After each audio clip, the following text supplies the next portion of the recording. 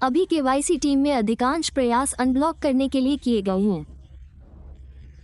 KYC जमा करने की क्षमता और केवाईसी समीक्षा में फंसने से बचने के लिए अग्रणी विभिन्न कारणों से प्रक्रिया ऊपर उल्लेख किया है। उपयोगकर्ता अंत के लिए क्या पसंद है।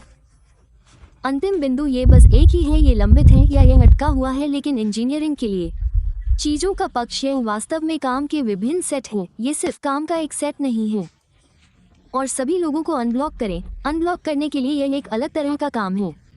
अलग अलग लोगों के लिए अलग अलग कारण होते हैं और इसीलिए इसमें समय लगता है और यही कारण है कि आप लगातार ऐसे लोगों के बारे में क्यों सुन रहे हैं जो फंस गए हैं, क्योंकि आप जानते हैं कि वहाँ हैं हमेशा शेष लोग जो एल्गोरिदम की संभावना के कारण फंस गया है और मानवीय भूलों के कारण ऐसा हुआ है और हम उन्हें अनब्लॉक करने और सुधारने की पूरी कोशिश कर रहे हैं। जितना संभव हो सके उन्हें बताएं। मान्य पुरस्कार कटौतीकर्ता द्वारा संचित किए जाते हैं। प्रत्येक सफल केवाईसी से एक पी, विशेष रूप से माइग्रेशन और पूल में। ये पूल केवल बढ़ेगा और नहीं, इसमें कमी आएगी क्योंकि इसका उपयोग केवल सत्यापनकर्ताओं को पुरस्कृत करने के लिए किया जाएगा। सभी कार्य जैसे सत्यापनकर्ता विलेख की जांच आदि का लेखा डेटाबेस में किया जाता है। इसलिए हमारे पास पुरस्कार वितरित करने के लिए आवश्यक सभी डेटा मौजूद हैं। इसलिए पूल से पुरस्कार वितरित किए जाएंगे सटीक सत्यापन जांच की गणना के बाद, क्योंकि कुछ सत्यापन झूठे होने चाहिए और उनकी भरपाई नहीं की जानी चाहिए। ये तब होगा जब केवाईसी प्रक्रिया अधिक स्थिर स्थिति में होगी, जहां सभी अग्रणी केवाईसी के लिए आवेदन कर सकेंगे। पाइपलाइन में कम लोग फंसे हैं। इससे सभी सत्यापनकर्ताओं को अधिक निष्पक्ष रूप से पुरस्कृत करने में भी मदद मिलती है, क्योंकि केवाईसी आंदोलन की प्रारंभिक अवधि, यदि यह केवाईसी का नेटवर्क मूवमेंट है तो हम इसे प्रारंभिक अवधि जैसे अभी या कहते हैं अभी से पहले कभी भी इसे प्रारंभिक अवधि माना जाना चाहिए। इसमें अधिक नकारात्मक परिणाम शामिल हो सकते हैं। इसका मतलब ये है कि जैसे इनको आंतरिक रूप से अस्वीकृत या वास्तव में अस्वीकृत के रूप में चिन्हित किया गया है, जबकि बाद के चरण में संभवतः अधिक मामले सामने आएंगे। तो पूल केवल सफल केवाईसी से एक अनुस्मारक के रूप में आते हैं, क्योंकि केवल वे लोग जो केवाईसी हैं वे वास्तव में दावा कर सकते हैं पाई, और इसलिए वास्तव में एक पाई का भुगतान करने की क्षमता है। लेकिन सत्यापनकर्ताओं द्वारा किए गए सभी कार्यों को पुरस्कृत किया जाएगा, भले ही मामलों के परिणाम नकारात्मक हों, जिसका अर्थ है कि यदि सत्यापनकर्ता सही ढंग से काम करता है, किसी मामले को मान्य करना और यह निर्धारित करना कि यह मामला पारित नहीं होना चाहिए, इस सत्यापनकर्ता के काम को अभी भी पुरस्कृत किया जाना चाहिए, क्योंकि यह सटीक नकारात्मक परिणाम में परिणाम के लिए एक काम मदद है। इसलिए बड़े डेटा सेट के लिए लेखांकन सत्यापन समग्र रूप से अधिक निष्पक्ष पुरस्कार वितरण का काम करता है। बहुत सरल उदाहरण दीजिए। तो चलिए शुरू में मान लेते हैं कि ये सभी काल्पनिक संख्याएं हैं। 10 में से 3 यूएमकेसी आवेदन केवाईसी पास करते हैं और ये काम इनके द्वारा किया जाता है। 10 सत्यापनकर्ता, जो कि धारणा है, काल्पनिक हैं क्योंकि वास्तव में प्रत्येक मामले इसमें बहुत सारे सत्यापनकर्ता शामिल हैं। चलिए सरलता के लिए 10 मान लेते हैं। इसलिए इससे 3 पाई प्राप्त होगी जिसे 10 लोगों के बीच वितरित किया जाना चाहिए और प्रत्येक सत्यापनकर्ता को केवल 0.3 पाई मिलेगी। लेकिन बाद में जब व्यवस्था में सुधार हुआ तो उनमें से 10 लोगों ने केवाईसी पास किया और 10 सत्यापनकर्ताओं ने भी ऐसा किया। 9 पाई को 10 लोगों के बीच वितरित किया जाएगा। इससे बाद की अवधि 0.9 पाई हो जाएगी। लेकिन अगर हम दोनों बैचों को एक साथ रखते हैं और पाई पुरस्कार एक साथ वितरित करते हैं तो इसका मतलब है, आप जानते हैं कि 3 और 9 का योग 12 पाई होता है और इसे 20 सत्यापनकर्ताओं में वितरित किया जाता है। कुल मिलाकर प्रत्येक सत्यापनकर्ता को प्रारंभिक के बजाय 0.6 पीआई अर्जित करना चाहिए।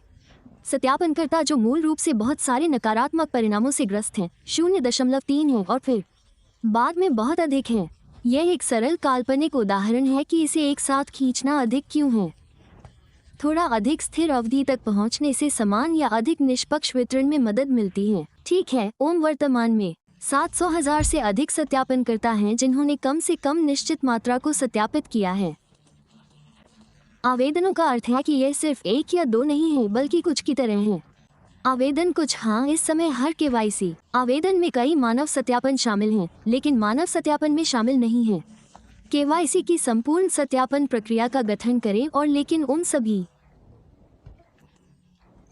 मामलों में कई मशीन स्वचालन जांच भी शामिल हैं। तो हम देखेंगे कि भविष्य में ये कैसे विकसित हो सकता है। शायद हम एक ऐसे बिंदु पर पहुंच जाएंगे जहां कई सत्यापन पूरी तरह से पूरे हो सकेंगे एआई द्वारा, और जब एआई कहता है कि यह निश्चित नहीं है, तब यह मानव के पास जाता है सत्यापनकर्ता, और वैसे यह मानव सत्यापनकर्ताओं के लिए एक लाभ होने जा रहा है, साथ ही क्योंकि उन्हें केवल सार्थक कार्य करने के लिए बुलाया जाएगा, इसलिए अधिक सार्थक कार्य इसलिए महत्वपूर्ण अर्थ है कि आसान मामले नहीं बल्कि अधिक कठिन मामले जिन्हें कंप्यूटर निर्धारित नहीं कर सकता है, और जैसे परिणाम अनुपात वितरित की जाने वाली पाई की मात्रा भी अधिक होगी क्योंकि प्रति व्यक्ति कम लोगों की ज़रूरत है जिन्हें केवाईसी की ज़रूरत है। हाँ, तो यह एक मशीन के घटकों के डिज़ाइन को भी जानता है, और यह भी एआई और ओह मानव द्वारा आप जानते हैं कि यह ओह इसे बनाने के लिए है कुछ 100%, जिसका अर्थ है कि यह अंतिम रूप तक पहुंच सकता है, क्योंकि आज तक आई भले ही यह बहुत व्यापक रूप से क्षेत्रों में एक महान अनुप्रयोग है, बहुत उपयोगी है, लेकिन ये 100% हासिल नहीं कर सकता। हालांकि केवाईसी निर्धारण 100% होना चाहिए, इसीलिए हमारे पास 2 घटकों का डिज़ाइन है, और साथ ही जैसा कि आप में से बहुत से लोग जानते हैं, आई में विकास की प्रकृति है, जैसे स्वयं का विकास। जैसे जैसे यह आगे बढ़ता है, होशियार होता जाता है, और यही बात निकोलस ने बाद में टिप्पणी की। हो सकता है कि इसके लिए कुछ प्रक्रियाओं की आवश्यकता न हो, या सत्यापनकर्ता के लिए कुछ प्रकार के काम को कम करना सत्यापनकर्ता को और अधिक महत्वपूर्ण कार्य करने का अवसर देते हुए। इसलिए हम मूल रूप से 2 चीजें कर रहे हैं। एक तो ये कि हम इन एल्गोरिदम का उपयोग अनुप्रयोगों में निर्णय लेने के लिए कर रहे हैं, लेकिन हम ये भी सीख रहे हैं कि एल्गोरिदम प्रशिक्षण दे रहा है और सत्यापनकर्ता प्रतिक्रियाओं के आधार पर सीखना और स्वयं में सुधार करना। कुछ प्रवास के आंकड़े तो वर्तमान में थोड़ा सा है। 1 बिलियन पाई को मेननेट पर ले जाया गया, यह 1.046 के आसपास है, और इसका लगभग 80% हिस्सा 6 महीने या उससे अधिक समय के लिए बंद रहता है, जैसे 813 मिलियन और कुछ अधिक। हमने लगभग 1.3 मिलियन को मेननेट पर स्थानांतरित कर दिया है। इसका मतलब है कि यह 1 अरब पाई उन 1.3 मिलियन लोगों की है, और वर्तमान में लगभग 2.6 मिलियन है, लगभग 2 गुना केवाईसी पास कर लिया है। इसका मतलब है कि यदि आप संख्याओं को विभाजित करते हैं, इसका मतलब है कि वर्तमान में अग्रदूतों का औसत मुख्य शुद्ध शेष लगभग 800 पाई 808 है। ये आंकड़े हैं प्रवास के बारे में वर्तमान आंकड़े। सुविधा को स्वचालित रूप से स्विच कर सकते हैं। पासवर्ड दर्ज करते समय आईबोर्ड को अंग्रेजी में बदले। इससे स्थिति सीमित हो जाएगी कि अग्रणी अभी भी कीबोर्ड को मूल भाषा में छोड़ देता है और एक नंबर को भ्रमित करता है, या चरित्र जब पासवर्ड में प्रवेश करते हैं। मुझे लगता है कि यह वास्तव में अच्छा विचार है। इस बात पर विचार कर सकते हैं कि क्या ये तकनीकी रूप से संभव है, यदि फोन आपको इसकी अनुमति देता है। फोन ब्राउजर आपको कीबोर्ड सेटिंग्स को संशोधित करने के लिए ऐसा करने की अनुमति देते हैं। अगर हम ऐसा कर सके तो ये सचमुच एक अच्छा विचार है। धन्यवाद।